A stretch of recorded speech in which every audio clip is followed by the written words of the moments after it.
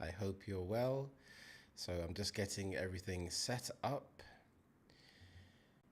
and just bear with me for a second.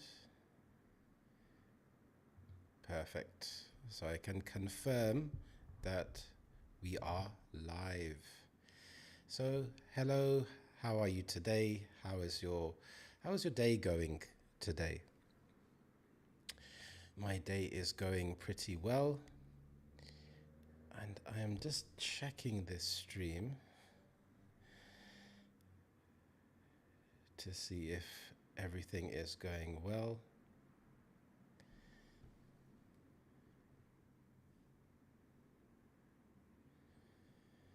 I have numerous devices set up here.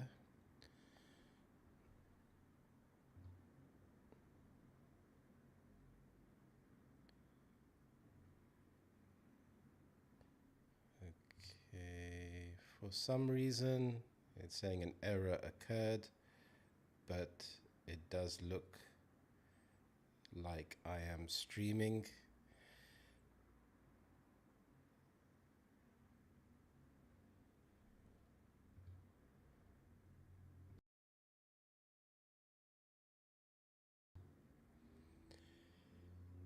If you can hear me, say hello.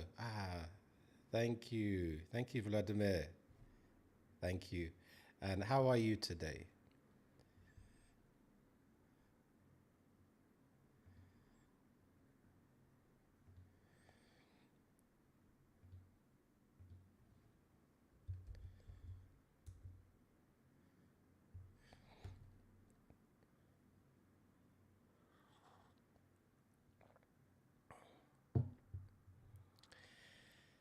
Hello, Paulino. I hope I pronounced that correctly. And how are you today?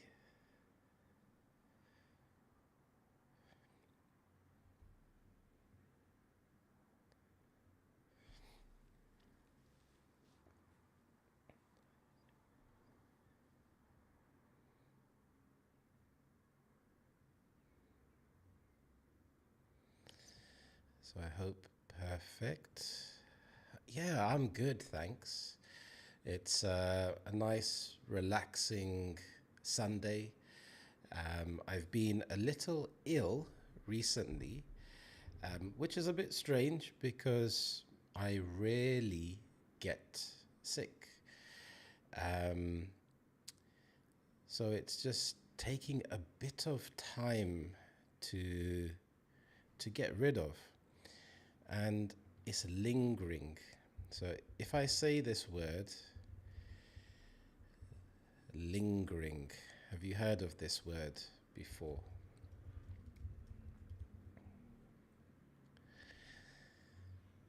So if something lingers or is lingering, it takes a long time for it to end.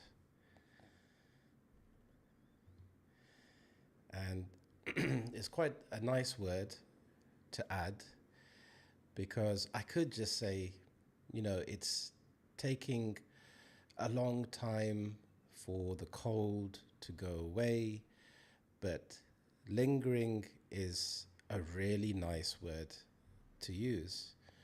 So, for example, you can use it with lots of different things. Just searching for an example. Um, so if I put this in here, there are still some lingering doubts in my mind. So if you have doubts, this is when you are not sure about something, and it's very natural to have doubts. It's very natural. So when you have a doubt, yes, yeah, definitely. So perfume can linger. Um, do you use aftershave? I have a few go-to. Um, so doubts.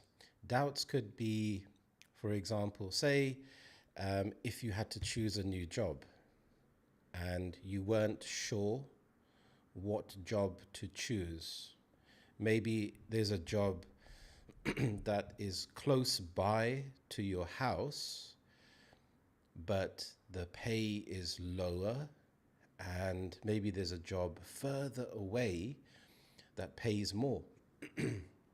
So now you have to think about, which job do I take?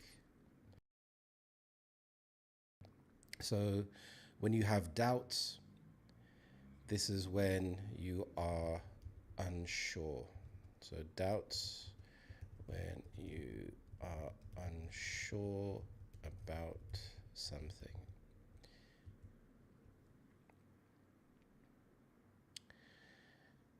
And just going back to, I was talking about aftershave. It's quite interesting. When you go into a perfume shop and you try to test the aftershave, after a while, everything starts to smell the same. And especially when you go into the shop, what happens is,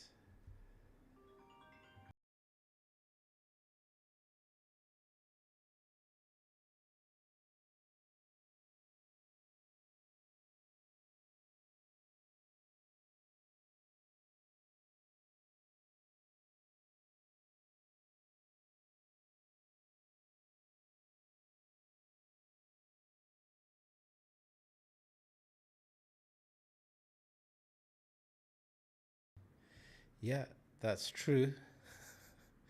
That is true. Um, the more you are paid is better, but then you have to travel further. And that's something we'll actually go into in a minute. But I was saying that when you go into like a perfume shop, you have so many people trying to spray you with testers. And it's because I'm assuming here that they work on commission. So if they can sell you that aftershave, they will get a percentage, a commission.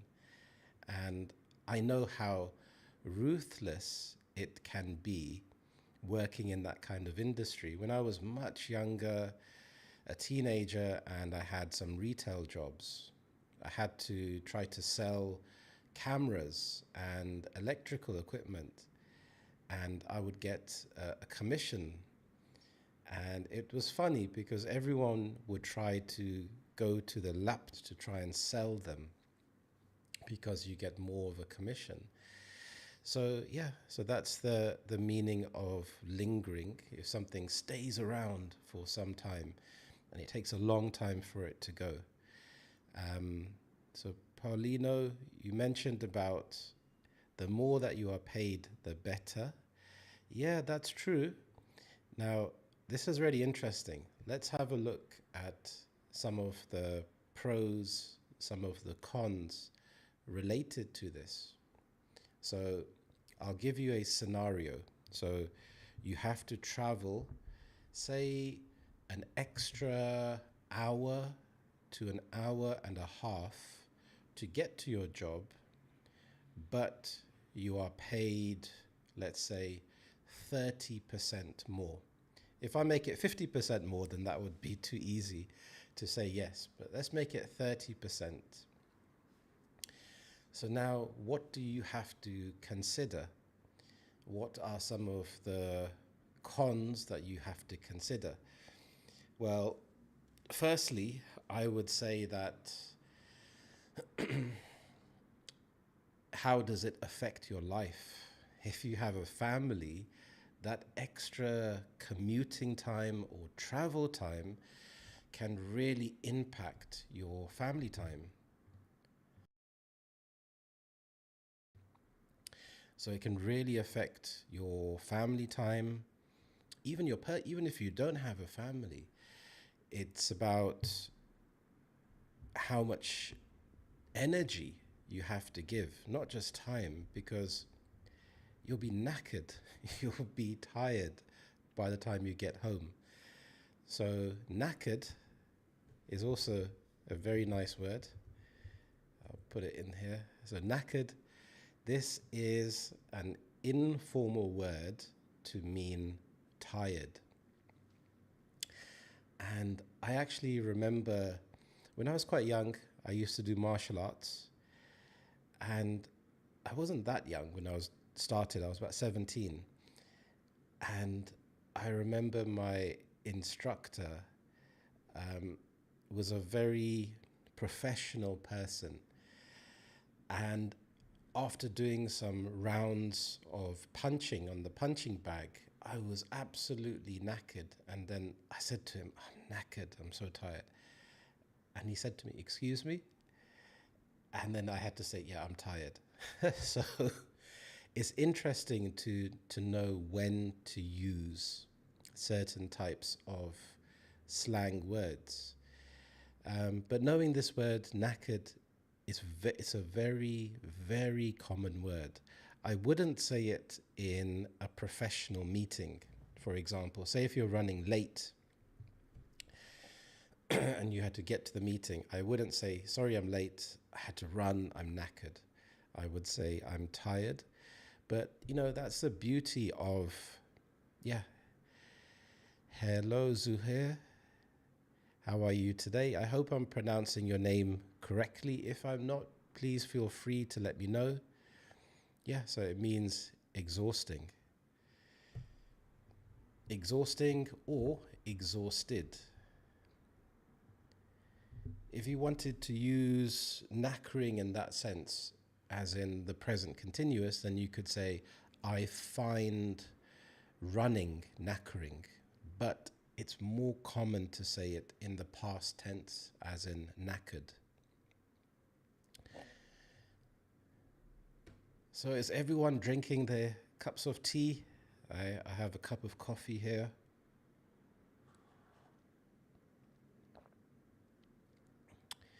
Some nice Nescafe. I've been having quite a lot of Lemsip recently. Lemsip is a nice, well, I wouldn't say nice,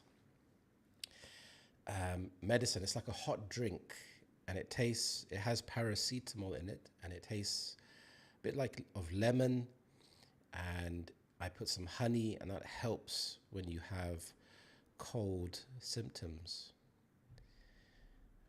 Very good. Well, it's nice to see more people in the chat. It's really nice. I hope everyone is doing well today. Very good. Paulino, nice to hear. And what type of coffee was it? I actually have to stop myself from getting into coffee because I can imagine myself being a coffee connoisseur and buying different beans and spending money on a fancy coffee machine because I really enjoy coffee. Good to hear. Well done. Very good. So if I look at the title of today's stream, perfect, Italian coffee, nice to hear. So we have feeling confident speaking English. So if you had to say out of 10, how confident do you feel when speaking? So I'd like everyone to think about what you would rate yourself out of 10. Yes, Vladimir, I think you're the only one that is drinking tea. I need to get my precious teapot out of the cupboard. I think for me, it's a little bit early for tea, actually. I would have tea in the evening, usually after 6 o'clock. I would have some tea, maybe a biscuit if I'm feeling fancy. If I want to reward myself, it will be a nice biscuit, a nice rich tea biscuit or a hobnob biscuit.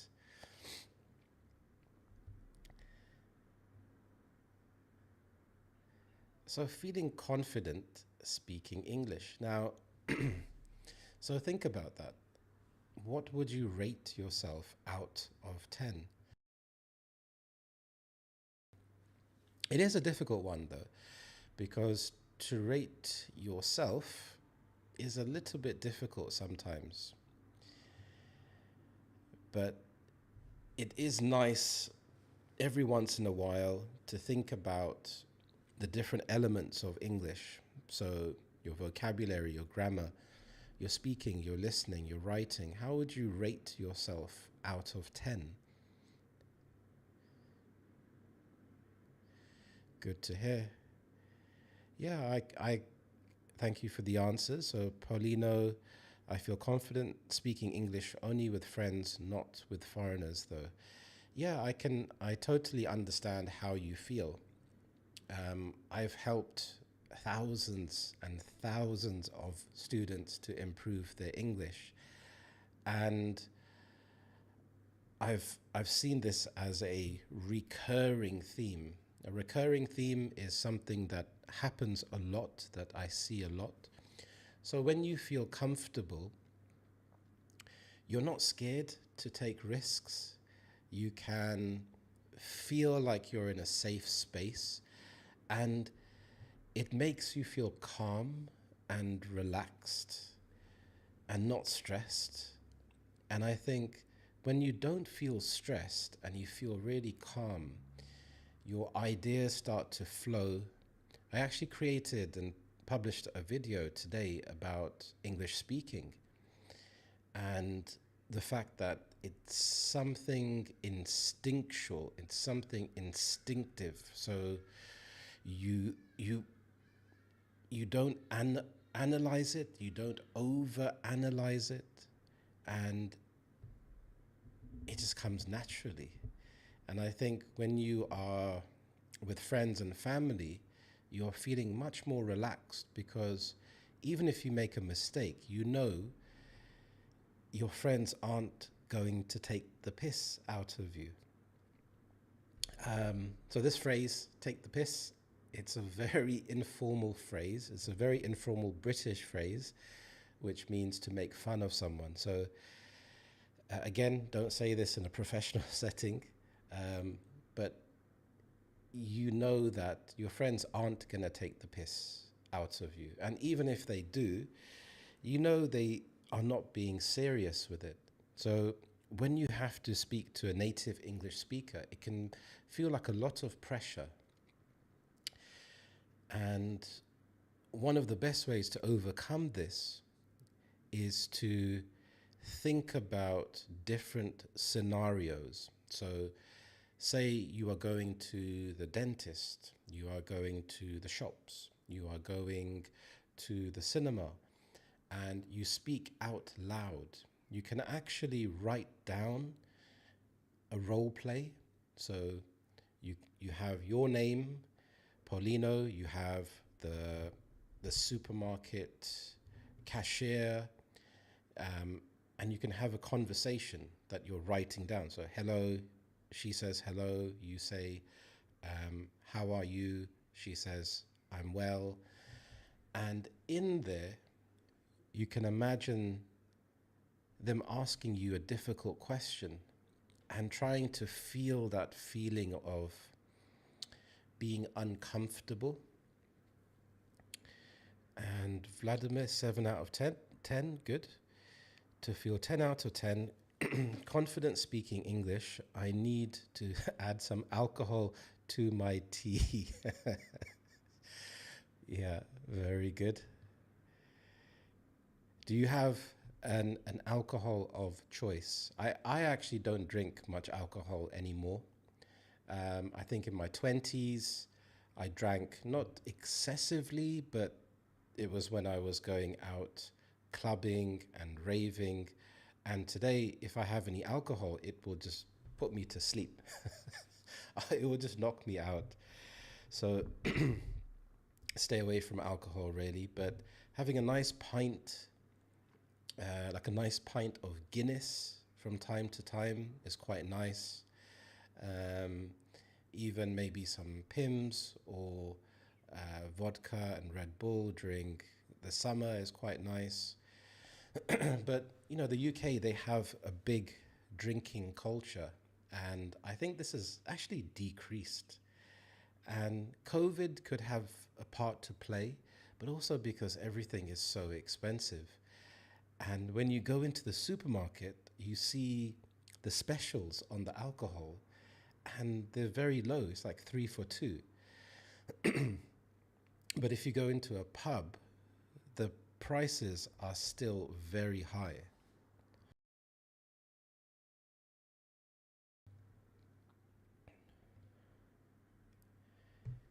Yeah, that's true. Alcohol is very bad for your health, but in moderation, I think a lot of things are good in moderation.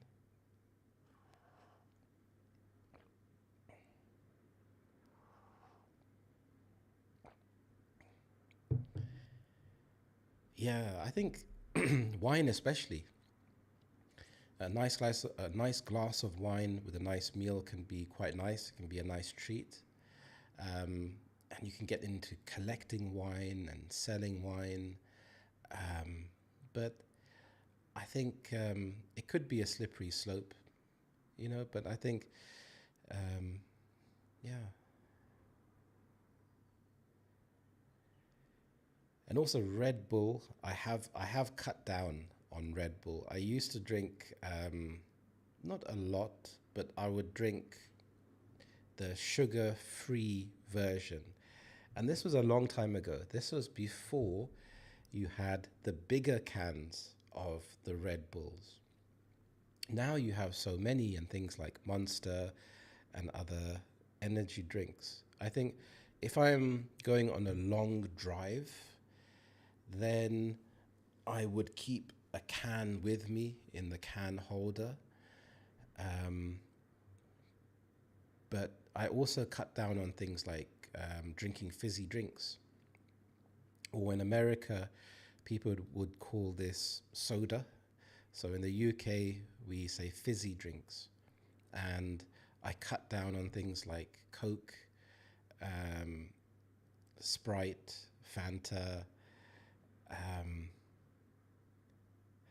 yeah. Okay. And how do you feel when you drink the energy drink before the gym? Because I have been tempted to get a pre workout, but I generally just stick to coffee. And because I like to train early in the morning, I would feel a bit weird drinking a Red Bull at 5 in the morning.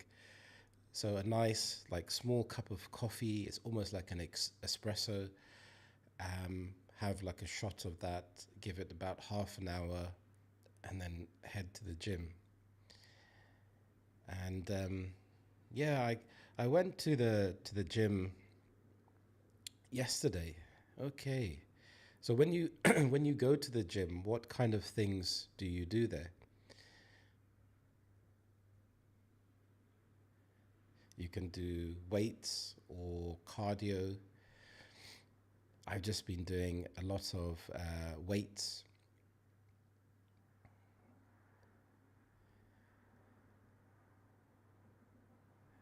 and over time, I've seen some progression.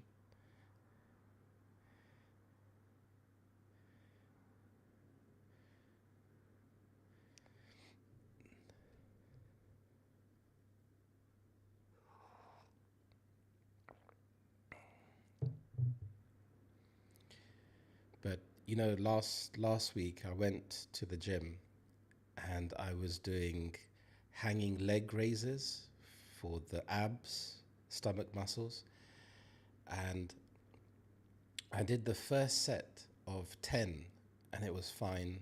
I took a break, a minute break, and I went back to it. And after the second rep, my abs started to spasm and it was agonizing. I actually had to just stop and take some deep breaths. And it was excruciating. It could have been that I was dehydrated. So I actually try to take some electrolytes. Now, electrolytes can be good, especially if you are dehydrated or if the weather is very hot. So, the electrolytes have magnesium and sodium, and it can stop you from getting dehydrated because even if you are drinking lots of water, you may be flushing out the salt that's in your body, and you need that to stop you from getting dehydrated.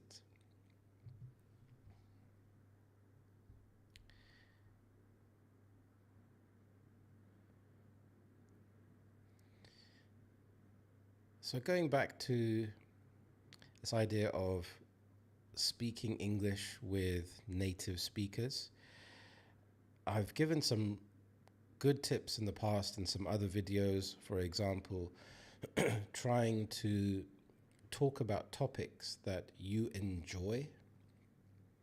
So it would be nice from everyone to think about a few hobbies, a few interests.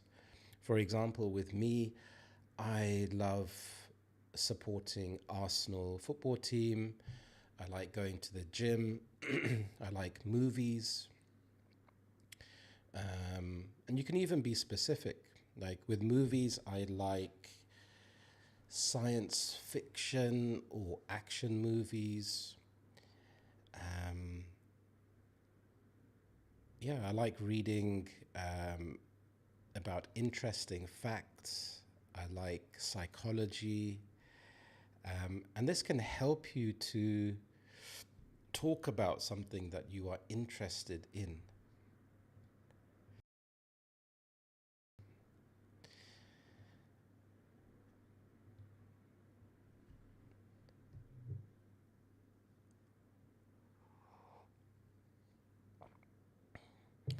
Talking about random facts,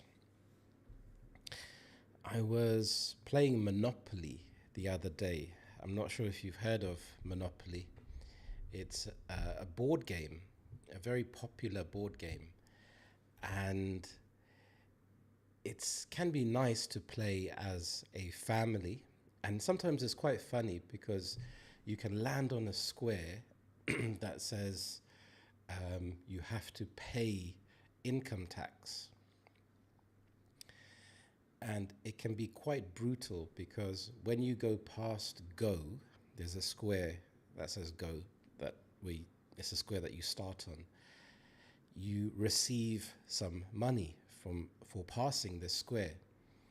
And sometimes the very next move can be to land on the tax square. So you have to pay tax back. And it's quite funny, especially if you have children and you can see the joy in their face because they've received some money, and then you see the pain when they learn about tax and they're wondering, what is this tax? It's so unfair. And I was thinking about the game Monopoly, and I was wondering who actually invented the game.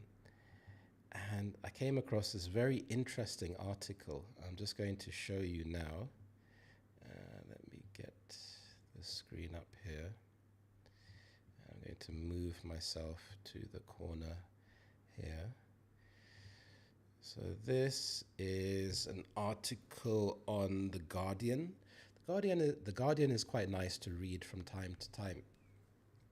So I'm not going to go through the whole article here, but it was very interesting for me to find out that this lady created Monopoly in 1903. And I thought it was quite amazing because Monopoly, it's one of those things which you don't give it much thought. And this is like many things in your life. You don't think about it because you have so many other things to worry about. But I love facts. So the more that I read, I was fascinated and I wanted to know more about this story. So it's the secret history of Monopoly, the capitalist board game's left wing origins. In 1903, a left wing feminist called Lizzie Magie patented the board game that we now know as Monopoly, but she never gets the credit. Now a new book aims to put that right. So it's very interesting. So she was a left wing feminist. So if you're left wing in politics, you have the left wing, you have the right wing. On if you are left wing or towards the left wing, you care more about equality, you want to lower discrimination. If you are right wing, then you are more anti immigration and it's less about equality. So she was left wing and she was also a feminist. So it's quite interesting. So here you can see her holding this Monopoly board. So she created this game to show the evils of capitalism and Monopoly itself. If you think about it, you're trying to buy lots of property, you're trying to buy more houses. So as you buy more houses, other people cannot. You are taking all of the resources. And each time you pass go, you're getting more and more money to invest. And it's almost like a symbol that, or it can be like an analogy where you have inherited wealth. And when you have inherited wealth, it's much easier to collect all of the resources. So this is just an example. So say if you found something that was really interesting to you. Now, when you are speaking in English, try to imagine you want to say this story to a 5-year-old child. So rather than using big words like capitalist, left wing, feminist, you would try to break down the story in the simplest way possible. For example, I would say that a lady who wanted to show people right from wrong and how it can be dangerous to only think about money all the time, created this board game. So very often we have to talk to ourselves in a calm way and say to ourselves, okay, I want to break down this topic into its most simplest of elements. So that's the board game there. So I'm going to pop myself back over there. There we go. I'm just going to check the comments here.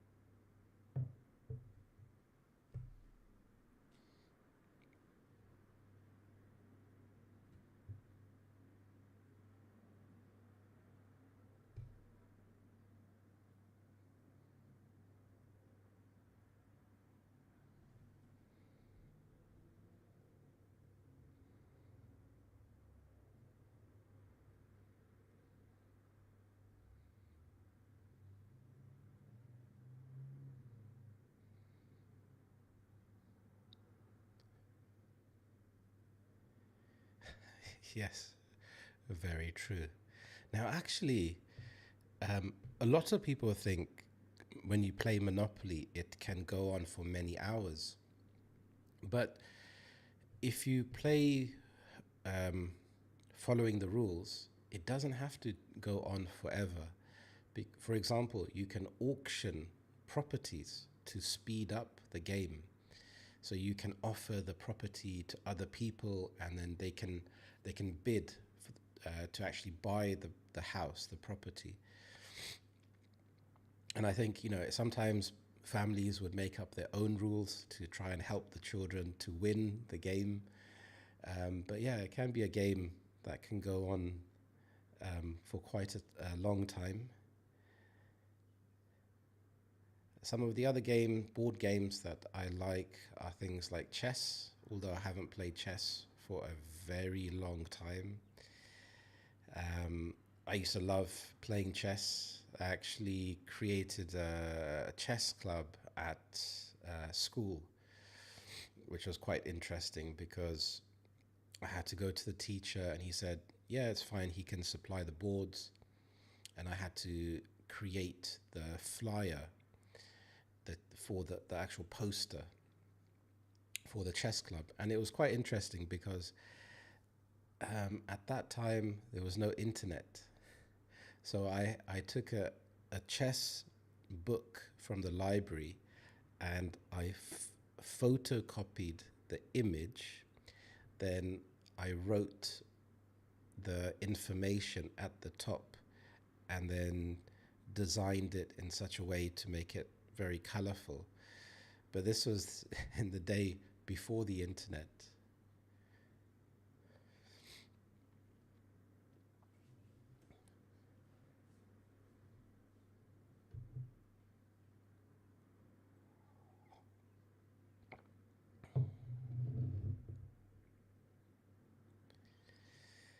Vladimir, I think you would wipe the floor with me if I played if I played chess against you now. I need a bit of practice, I think. And I've actually been watching some chess videos. Some are quite entertaining when you have people pretending to be a grandmaster playing someone and then they reveal that they are this grandmaster. Um, there are also some good movies and TV shows. There's a movie about an American chess player called Bobby Fischer, and he was quite an enigma. When I say enigma, he was quite an exceptional chess player, and he didn't follow the rules, the standard rules. So he would bring his queen out um, earlier than other people. And he rose to stardom very quickly, but then he fizzled out. So there's some quite nice words here. So when I say fizzled out, what do you think I mean when I say, I'll give you a clue. So he rose to stardom, so he became very popular very quickly, but then he fizzled out.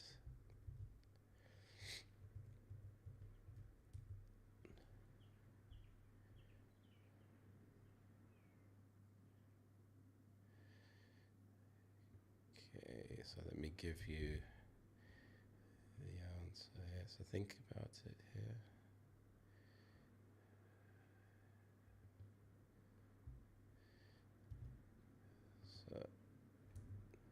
So to fizzle out means to gradually weaken and end in a disappointing way after a promising start. For example, 2 years ago, Arsenal football team had such a good start to the season. They were winning every game or doing really well, and they were at the top of the table, and everyone thought they were going to win. But then they fizzled out. So they I think they came second, and their performances dropped. So when something fizzles out, it's when it just gradually decreases, and it can be disappointing when something fizzles out because you can have a lot of excitement. Even, for example, learning English at the beginning of the year, you can think, now is my time. I'm going to learn English and practice every day. But then life gets in the way, and then your energy fizzles out. It goes down. And it is interesting with phrasal verbs because you, after a while, you start to see a pattern in terms of if something is out or down, then it can be something bad. If it's something up or in, it can be something good. And on that note of phrasal verbs, I can remind you again that I've created a fantastic phrasal ebook for you. It contains 200 phrasal verbs in 10 different categories. You have lots of quizzes, pictures, explanations, example conversations. There's also a 1 hour video where I go through the phrasal verbs with you and I explain them, and you can listen to the video for any pronunciation. You can also contact me if you want any help with a certain phrasal verb. So have a look at that. You can go to my website, britishharry.com. So thank you for if you do that. I really appreciate it.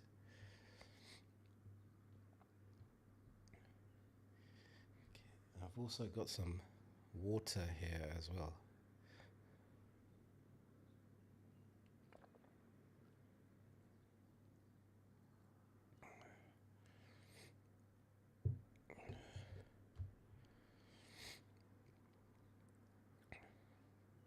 So Vladimir says it's like your Coke in the glass loses the bubbles in time. Yeah, exactly. And it can actually become flat.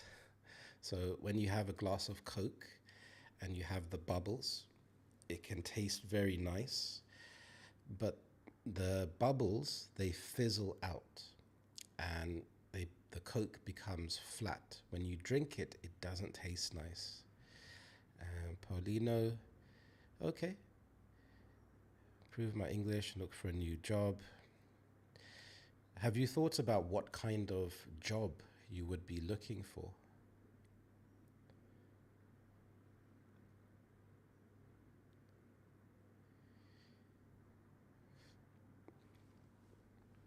You know, it's a good idea to be in a native English country. They can be. It can also be quite stressful. An idea is to look for a job beforehand. I've actually helped a lot of students. Okay.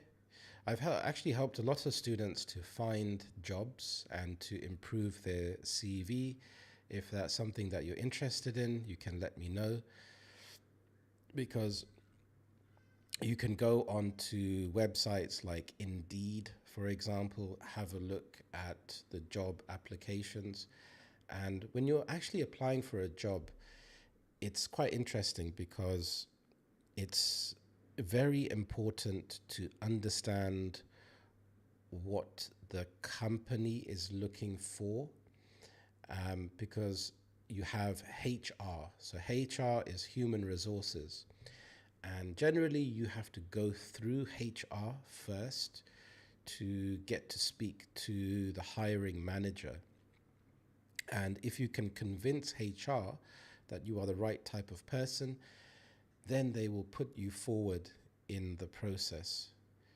So it depends. The UK is a huge place. So, you know, it's interesting to think about where you would want to go, what kind of area.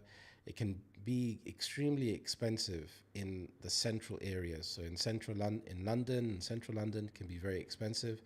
So you can think about where you'd want to move to, and even possibly apply for jobs now before you leave. That can be quite helpful. But yeah, definitely. I mean, it can be a new adventure, can be trying something new. I think in life, to stick with doing something you don't enjoy doing, or being in a place that you don't like, sometimes it can be a waste of time, because life is so short. You only have to think about things that you read in the news. For example, there was the very devastating news about Diego Jota recently. He was a footballer for Liverpool, that played for Liverpool Football Club and for Portugal. And he passed away very sadly, leaving behind a wife. He recently got married and 3 children, and his brother also passed away.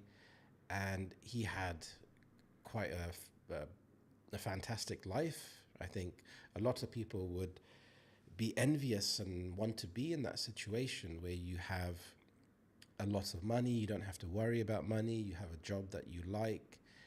And he was only 28 when he passed away. So if there's something that you want to do, I think it's nice to have a plan. Try to get your finances in order.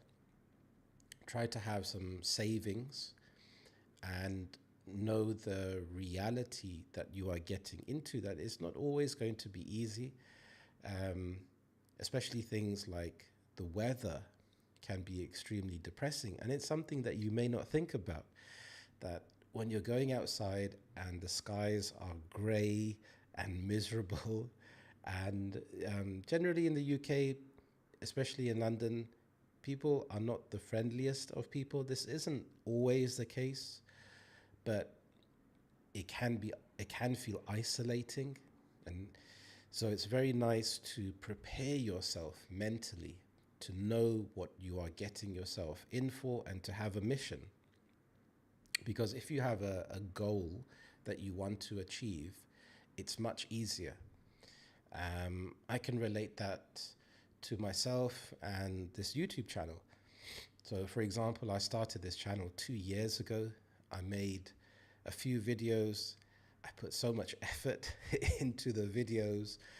And some of the videos would take up to 10 to 20 hours to edit. And this is filming, re-watching the video to make sure that there are no mistakes, editing it, adding the text, animations, doing the thumbnail, and also researching the scripts. So it took quite a long time. And, it wasn't taking off. And then life got in the way. And then I returned back to it last year. And I had the goal of trying to get monetized. I made a few videos. They did decently, had some nice views, but they were, again, taking a lot of my time. But I kept putting a lot of effort. And then things weren't improving. So I had to double down. Double down means when you have to do more of something, that I just started creating more videos, because I thought, right, I'm a British English teacher. This is my job. I'm teaching English to students. I'm helping them in their lives every single day. I've got such a big amount of experience. I've got a lot of experience, and it just wasn't happening. So it was a bit strange, because in real life, if you go for a job, you can show them your experience, your skills. They'll say, okay, you're hired, or you'll go through a short list. But YouTube is something different. But I set myself that goal. So became monetized last month, making the videos, but the videos are not growing as I would have hoped they would be. But you know what? I have a personal mission, so I'm driven just to keep making very good content.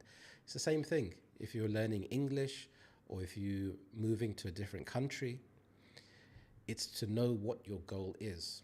If it, for example, if my goal is to make 20 videos in a month and I want to make them to a high standard, that's something that I can control. I can't control if someone watches a video or if YouTube shows it to more people.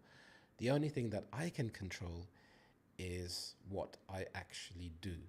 And what you think determines what you do. So it's very important to think about what you are doing, believing in yourself, and keeping your motivation, because motivation comes and goes. If you have a specific goal, so think about what your goal is. Is it to save up money to buy a property or to have more financial security? Like for me, it's to have more financial security for my family. And when you have a family and you're having to work very long hours, this means that you are spending more time away from them, away from your children, especially if they are young. So for me, I'm driven to build this YouTube channel, not for vanity, but so that it can give me more financial freedom to spend time with my family. And at the same time, trying to help people to improve the English, giving them tips and confidence tips and help to improve their speaking skills. So it's twofold. So once you have that goal, so when I said that word vanity, like some people think, okay, I want to get to 100,000 subscribers or 1 million subscribers, and now look how popular I am. For me, it's about the fact that it can potentially provide more financial freedom. Thank you very much, Paulino. You're a great student. Thank you very much. And Vladimir as well. You're also a great student. And everyone else that is watching, you are also a fantastic student. So, having financial freedom, I think, is something which is achievable. And in a way, you can break out of that system of working long hours. If it's a job that you love, then fair enough. But then you have to see how it connects to your lifestyle. And for me, family is very important. And it's time that you will never get back. You cannot buy time. You cannot buy this time back. This time is going to go. And especially being 43, I have a lot of life experience. Because sometimes you can have doubts. You can think, other people are speaking English better than me. I've been practicing for a long time, but I'm still not at the standard that I want to be. So you have to keep that motivation. Vladimir, is it real to buy your own house in the UK, rent accommodation for a long time? I think it's become extremely difficult to get on the property ladder. If you bought a house in the 60s or 70s, you could have had any job really and just worked really hard and saved up your money. But today it's almost impossible. Even if you have a decent job, you would need your partner to also be earning very well to try and have enough money to put down for a deposit. And what you are getting for the house as well, it's not brilliant because there were repairs that you have to do to the house. There's actually a really good YouTube channel. It's called Gary's Economics. So Gary, he used to work for Citibank as a trader, and he came from a poor background. He grew up in East London, and he managed to get a scholarship and study at the London School of Economics.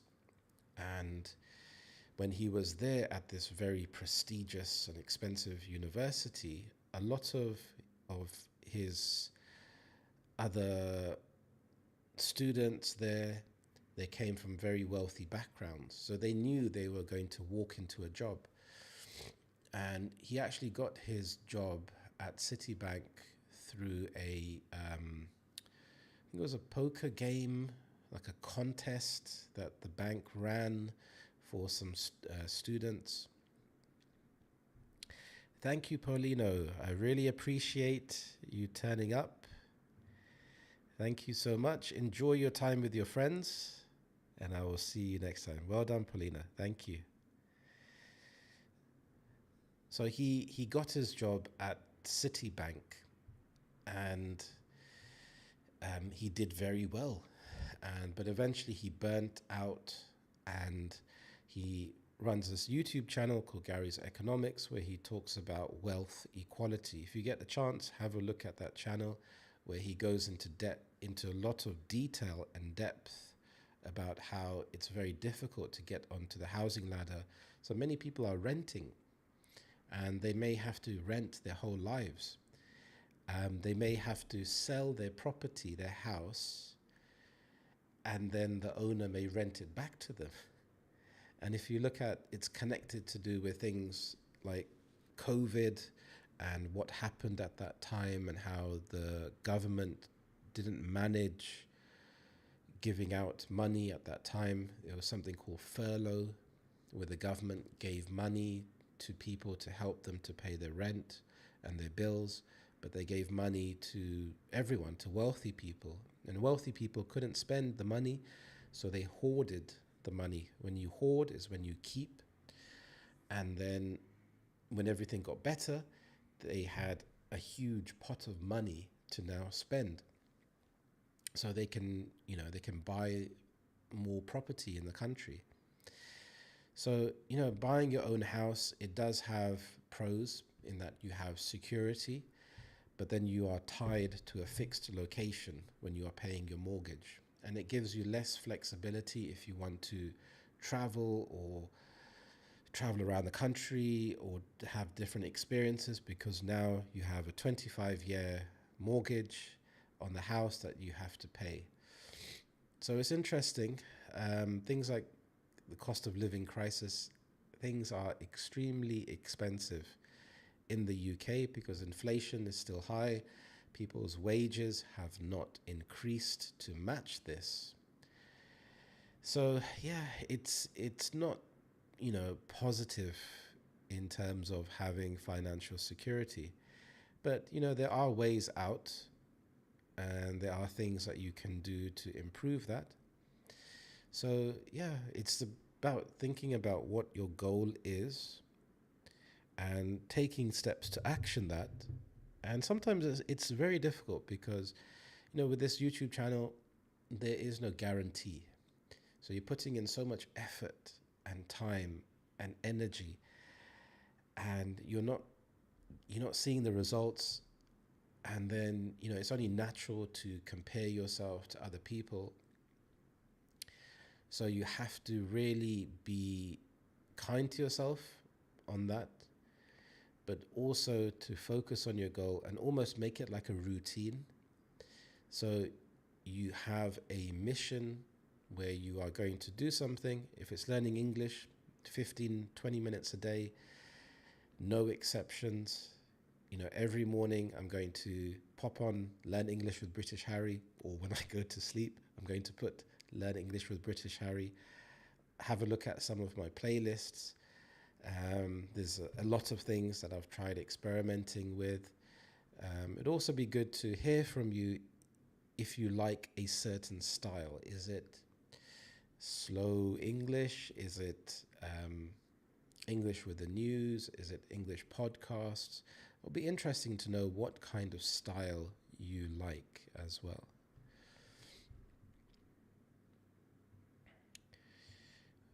Okay, perfect. Wow, so it's coming up to an hour now. So I'm going to wrap this up. So thank you so much to everyone.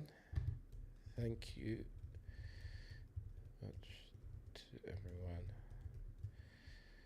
for joining and watching. You know, I really appreciate it. I'm trying to build a community here.